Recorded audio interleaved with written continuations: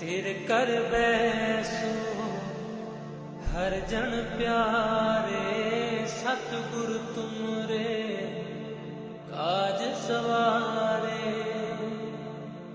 दुष्ट दूत परमेश्वर मारे, जन की पैज रखी करतारे। बादशाह शाह सब वस कर दीनै, अमृत नाम महारस पीनै। निरपौ होए भजो भगवान, साध संगत मिल कीनो दान।